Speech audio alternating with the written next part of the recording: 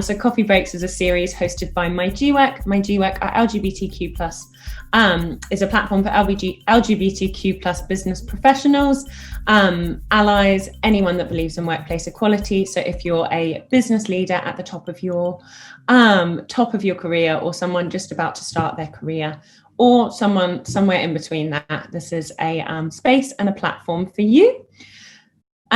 So my name is Zoe. My pronouns are she, her. I'm the customer success manager at myGwork. You should be able to see my email on the page there.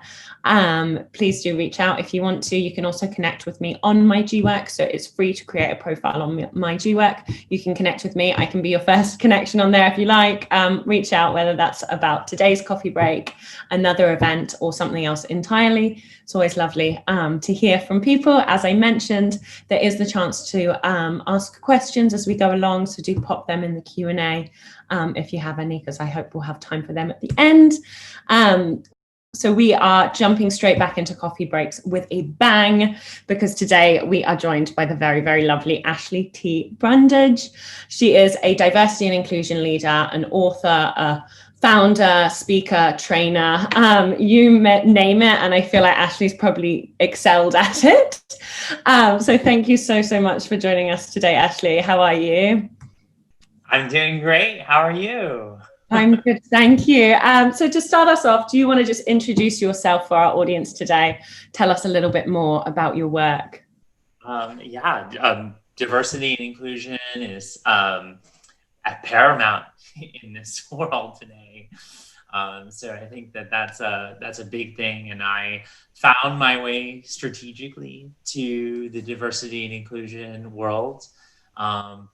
And I often joke that I became an accidental advocate. So I guess we'll find out a little bit more about that when we get into our questions. But really excited to be here, and I authored a book, so I'm sure we'll talk about that. And just really excited to kick off the year. I mean, I've seen a few coffee chats, so I know that you've had some really amazing people. So hopefully we set the bar really high on this one. Thank you so much for joining us. I'm sure this is going to be one of our best ones yet. I'm really excited to get into all the different avenues and facets of your work. To start with, should we talk about Empowering Differences? So you're the founder and president of Empowering Differences. Do you want to tell us a little bit more about this? Yeah, so Empowering Differences is the intentional action of using power and authority to position yourself in ways that you may be different than others. And really using your differences, something that someone may seem as your biggest perceived weakness, as your strength. Because in this world of social justice movements, equality and diversity and leadership, connecting to empowerment on a day-to-day basis should be your motto for moving forward in your career. And so I created this organization when I realized the importance of using empowerment and leading with empowerment. I love that. And I love that, taking what people might see as your weakness and turning that into your strength. I think that's so important. It's like we're ready today, and we'll all leave with a little bit of that from this session, I'm hoping. So you decided to come out as trans during a job interview towards the beginning of your career, which I can imagine must have been a very nervous kind of moment. You don't know at that point what the response would be. Do you want to tell us a bit about perhaps kind of what led up to that moment and the response you had following that? Yeah, I mean, authenticity is so key in this world right now. And so I worked for 12 years for a restaurant organization and kind of worked my way up the career ladder, starting as a server. And then I was like leading training programs and running a team of 50 people when I left. And then I took basically 2.5 years off to really invest in my kids. And I have two amazing boys. And that 2.5 years really allowed me to find my authenticity. And post 2008 housing crisis and economic worldwide impact from the mortgage industry, I was ready to kind of work my way back and start a new career. And I started showing up for job interviews not authentically. I had not yet come out. I wanted to. I just didn't. I wasn't ready to make that leap. Because, you know, trans people face lots of discrimination in employment. It's freaking real. For those watching that may not know, I know that we have a lot of family on the line. So I'm sure you know what that's like. But just, it's really tough. And so I started going through job interviews, and then I realized that if I was going to start at the bottom, because that's what people were saying, we like your experience, but we want you to prove yourself. And I was like, okay, well, you know what? If I'm going to the bottom, I'm at least going to be me. And I'm going to do it as me and stop living a double life. And I'm going to stop not being authentic, because it was really affecting me. And it literally was killing me. And so I showed up the next day to these job interviews, and I was like owning it. And I started educating employers. And so education was my first empowering action that I started using in these job interviews. And I had to use education, because I got told everything from, we would never hire anyone like you, to you had the wrong address, to literally having a door slammed in my face. I got called police on. I got written trespass warrants, like, from just literally trying to find employment. Like, that was my experience initially. And so I started using education, and I would talk about the trans community, or I would talk about my own lived experiences. And that was leading to a longer interview, but it wasn't leading to like any job offers. And so then I started using inspiration, and I started talking about how I was able to survive this world. And that was leading to like a second interview, but it wasn't leading to any job offers. And then that's when the light bulb hit, when I realized that I needed to lead with empowerment, and I needed to bring the data in the discussion. And that's in essence kind of the concept that I then built for Empowering Differences, was that leading with empowerment is going to mean so much more for you in your career development. Wow, that's just brilliant. Well, thank you so much for sharing that. And I think the work you're doing now is so amazing. We know that it's still so hard for so many trans people to find employment, and we still have so much change to go. So we're really happy to have you here today to educate us all, as you said, how important education is in these spaces. And you've already kind of mentioned a lot of the discrimination that you face and the challenges, but I wondered, because you have since that moment really just been a trailblazer for diversity and inclusion, for equality in the workplace. Some of kind of those challenges you faced along the way, and if you think that kind of has changed from that moment, if you've seen any change throughout your career in that space. So I did get that job. I finally got a job. I got hired as a part-time bank teller. I had to kind of swallow my pride a little bit. And then kind of navigating through the corporate world was really tricky in some ways. And I think that's kind of where I talk about, and I talk about this in my book, and the foundational concepts of what my company is built on around leadership development, that actions really matter, right? Intentional actions drive inclusion forward. And you have to be really purposeful. So like I would go through job interviews, right, as I was trying to move up the career ladder, because working in the financial services industry is a very, very much reserved line of work. And I was a lot to handle for some people. But I didn't want to minimize what makes me unique. And so your career path might look a little bit different. And I think that your uniqueness can be driven as an advantage when you are an individual producer, because as an individual producer, you control so much of the things on your own.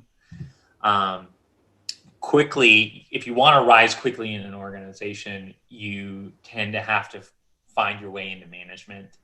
And in order to be a manager of people, right, then you have to kind of work, you're not just growing your career, you're then growing your whole team's career. And that's a different type of mix. So I think you have to realize that there's those pathways that you'll take in your career journey. And it's like the road less traveled. Like, always think about more holistically and more strategically around how you kind of travel on your path, because the way you travel on your path is going to have an impact into how quickly you're able to develop in your career. Fantastic. I think that's brilliant advice. We often get, I think, caught up in the moment and what our tasks are in that moment, but to remember to step back and look at that holistic strategic plan of where we want to go is so vital. And it might not always be the low-hanging fruit choice. You might sometimes have to go against the grain. Mm-hmm. Yeah, but when you look at that in a strategic kind of bigger picture, if that's going to take you where you need to be, then that's often the right choice. And so what do you think, as kind of an expert in this area, you'd like to see change for the future for workplace equality? Obviously, we have made progress in some areas, but a lot of areas still have a lot of change that's needed. So kind of, I was wondering what your take on that would be, and kind of, your kind of top tips, I guess, for workplaces going forward on what they can do to make sure they are creating inclusive cultures for everyone. Yeah, so I think that lots of easy things, right, can be done. I think the LGBTQ plus community, we tend to, carry a lot of extra stuff that maybe we don't need to hold on to. And I know that sometimes when we go into our workplace, people, like, the organization looks to us to figure out how to win in the LGBTQ space, when we really should be going to organizations like myGwork and other organizations that are out there that can bring in experts. So don't let it fall onto you as the employee. Like, it should be the responsibility of the organization to make that investment in the community, and you should be championing that. Oftentimes I see this where organizations like really go to that person and they want them to be answering all the questions. And it shouldn't fall on that person. Like, it really should be about the community investments. Community investments are going to be really important, and that's a worldwide thing, right? Regardless of where you're watching from today, you have to know that if you want to win in space, whether that be recruiting the right type of talent, whether that be winning the right customers, right? Because it's an internal, external engagement scenario. And if you're going to be trying to do that, then you better be winning in the right space. You better be making the right investments. So as an LGBTQ plus professional, you should be championing for more engagement in the community and more intentional actions by your organization, not to be putting things on you. Definitely. And so I have to talk about your book. We can't not talk about it. It's just been released very newly, Empowering Differences. Tell us more about it. So I think the premise, I've hinted on a few of them, but so what I did is I actually built the 4-step process to empower your differences. And so part 1 is centered around knowing yourself. And because how are you going to help anybody else if you can't help yourself, right? So you definitely have to know yourself. And that goes deep into a self-assessment, which actually connects to the workbook for Empowering Differences, because, it's just not one thing. And we all learn a little bit differently depending on how we structure the information. So I highly recommend that you download the PDF workbook from my website, because the PDF workbook is really, really powerful, and you can answer these 4 steps to empower your differences through this process that I've built. And so knowing yourself, part 2 is knowing others. Part 3 is then developing your strategy, because I know we talked a little bit about that, right? You got to make those strategic moves, right? And then part 4 is around the empowering actions. So, of course, I built a 4-step process, but then I also built the top 10 empowering actions to drive change for yourself, for your career, for community, for others. And those 10 empowering actions, like I shared the first 3 that helped me actually find employment, but how you use them in the order you use them really matters. So that's really important. But the other 7 are really important as well. And that's other 7. So I found that job as a part-time bank teller. And then in less than 5 years, I was able to move in my career to become the VP of diversity and inclusion for that major financial services organization. And this is how and why I built this as a book and a system to really help professionals, all professionals, regardless of your diversity. There's a way in which you can really think about those strategic actions to empower yourself and others. Beautiful. Yeah, I'm going to say we love a workbook here at myGwork. I love a workbook, and I love that you get those really kind of proactive steps to get out of it, really tangible change that you can go and implement. I'm going to read a quick quote from the blurb to everyone watching so you can kind of get an idea. So it says, quote unquote, use your differences, what makes you unique, to empower yourself and others to move your career forward. Which I thought was just really a beautiful quote, and a really great way to look at your career.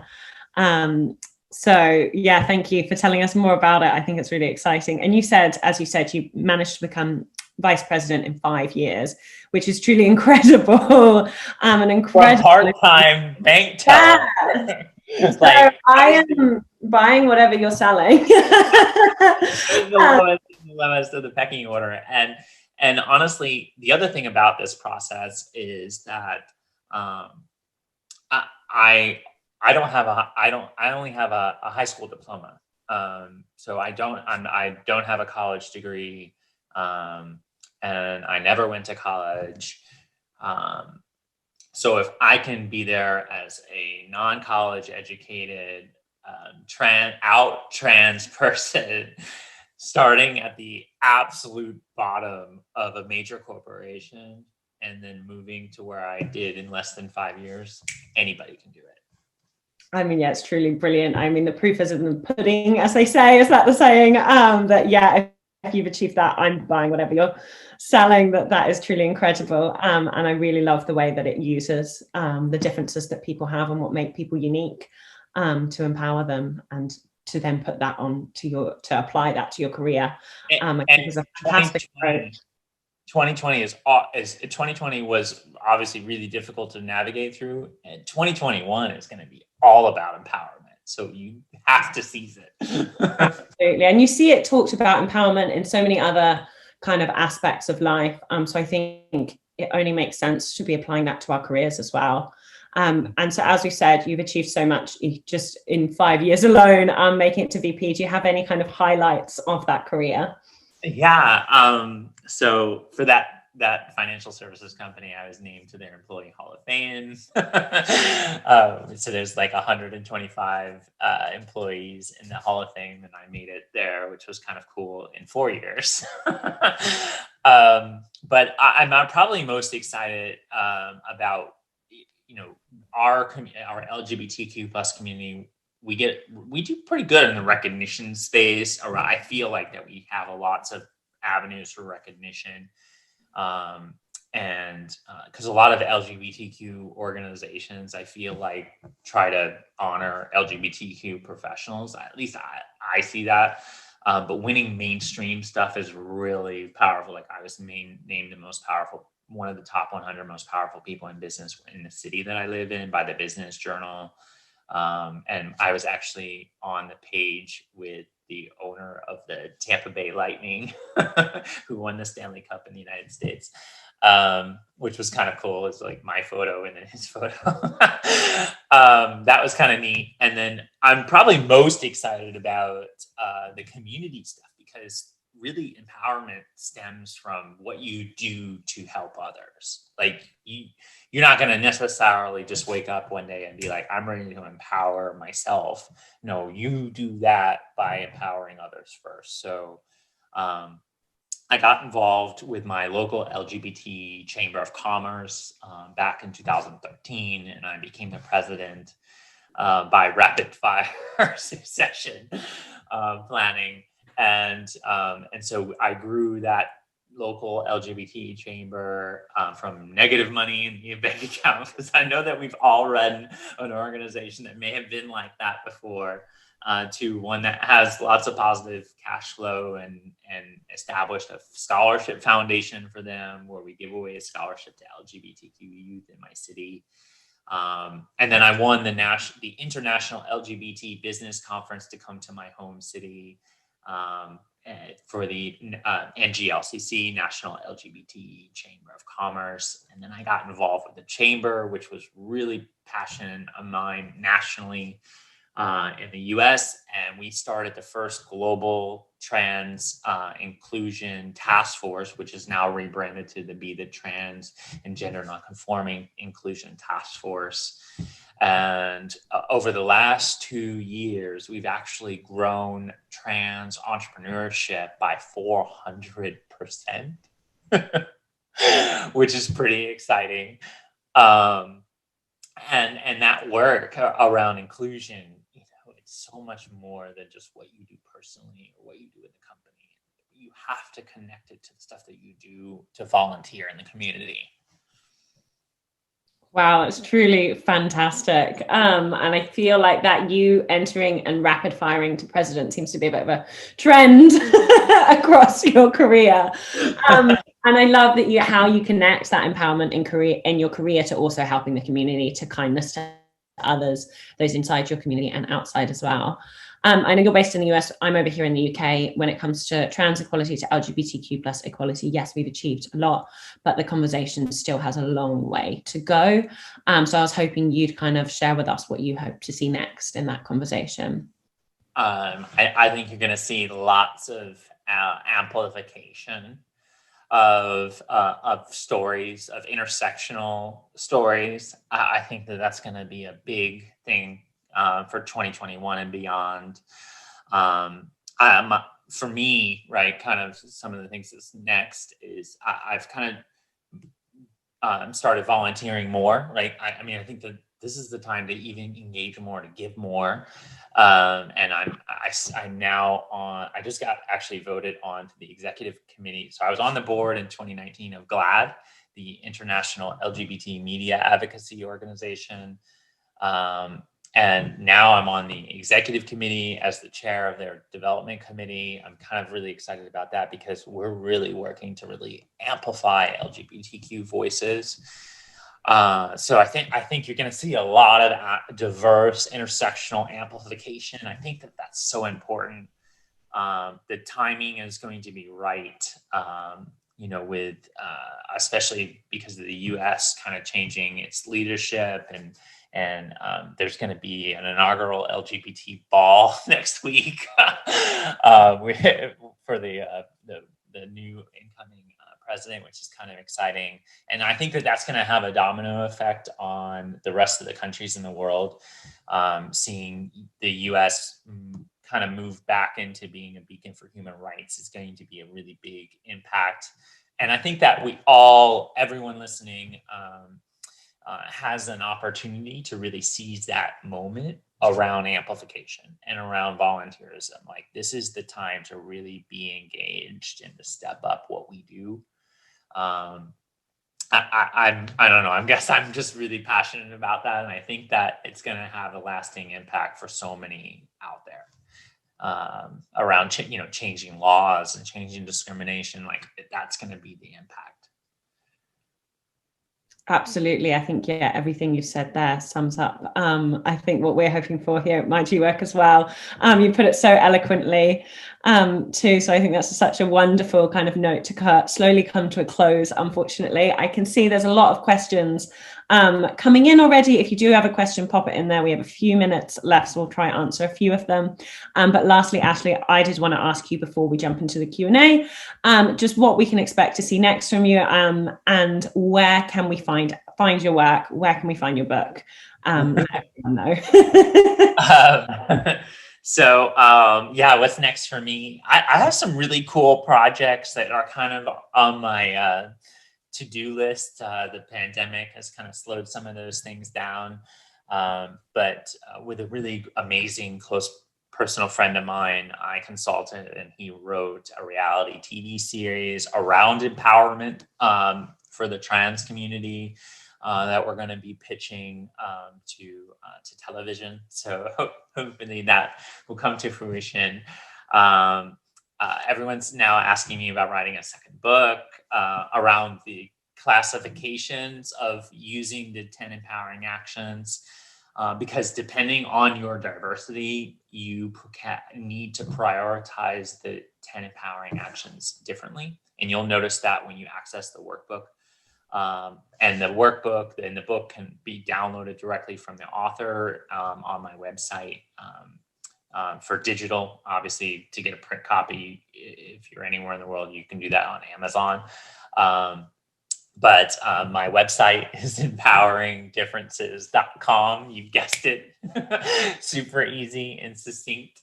But yeah, I'm pretty excited about that. And I just love, being able to help others. So if you ever need that, empowerment, please connect with me on social at Ashley T Brundage, all one word. Or you can connect with Empowering Differences at Empowering Diff. So that way you can talk about the intentional action of using power and authority for yourself and others. I'll be sure to make sure all those links are included in a follow-up email so everyone gets them. You can follow on social media and check out the website and links to the book as well, because I know that a lot of people watching are going to want to get their hands on them. And I know I personally am all for hopefully seeing you on TV in the future. That's not me. Oh, I don't want to be behind the scenes. Yeah. Well, I don't want to be on the TV. I want to be behind the I'll be behind the camera. Well, it'll still be your project, so we'll still definitely be here shouting about it and sharing it for you. So we'll quickly do a Q&A as we are kind of coming to the end of our time. Unfortunately, I could keep chatting to you all afternoon if I was allowed, if we had the time. So there's been quite a few questions about your book. Someone has asked what the process of writing your book was like. Yeah, that was really difficult. But I'll tell you that technology is your friend. If you're working on writing a book, do Google Docs, put it on your phone. We all have the devices. They're not very far from us at any point in time. Save each file of each chapter. And maybe you don't know what the chapters are yet, but start every succinct idea that you have. Just put the dictate button and start dictating the words onto text, onto the page, and then eventually you will have a book. And then start thinking strategically. Honestly, really the best way to write a book is to follow my 4-step process to empower differences. I mean, I know it seems kind of silly to say that, but honestly, really it does, because you have to know yourself, you have to know others, right? Because if I wrote this book initially the way that I had planned to write it, it was just going to be about me and not about empowerment. And that would have been great around a success positive story about the trans community overcoming obstacles. I would have only been writing a book to market to 2% of the population. And that's not really strategic. And that's not me knowing others. So I needed to frame the communication so that way it was marketable to everybody. Everybody needs to know about how to empower differences. Even somebody who is a white, cis, straight, hetero male, that person needs to know about empowering differences, because this can help them connect with others. So do that. Such wonderful advice. I love that. If you keep doing that, eventually you'll have a book. Because the big task of a book sounds so daunting, but it is. If you work at it and you split it up, get strategic, you'll get there. Make it palatable. Absolutely. So someone else has asked the $1 million question. How did you get your book published? Yeah, that was, so honestly, I have to give a little bit of empowerment here. I actually hired an amazing development editor, Brandy Lai from Best Laid Pen. So if you're out there and you're ever thinking about that, you want to be able to the formatting, the structuring, the making sure that the editing, the content, all putting it all together and putting a big, nice, beautiful bow and a ribbon on it. Brandy was my lifesaver in this process, and she's a trans entrepreneur as well. So we have to build up economically empowered, diverse individuals. So we have to practice what we preach if we're going to really make changes happen for 2021. And I highly recommend doing that. Hire someone like Brandy if you want, and just really move forward. And then the actual foundational, like, I didn't go traditional publishing route. I literally uploaded the information into the online systems. I used Ingram Spark, which is a U.S. company, and for self-published authors, and then they put you on BookWire, and then you get added to all the major bookseller websites, and then Amazon. Like, you have to do Amazon because like they own everything. So yeah, I did that too. Wonderful. That's the thing, I guess, with the modern age. There's so many different avenues you now can take to get your book there. And yeah, that's the thing with Amazon. We hate it, but we can't get around it sometimes. And if that's the most accessible and affordable way for people to access these, then you do have to take advantage of it. It was like almost $2 cheaper to order my author copies through Amazon. Like, I wanted to use another diverse business, and I was like, oh my goodness, this is a lot.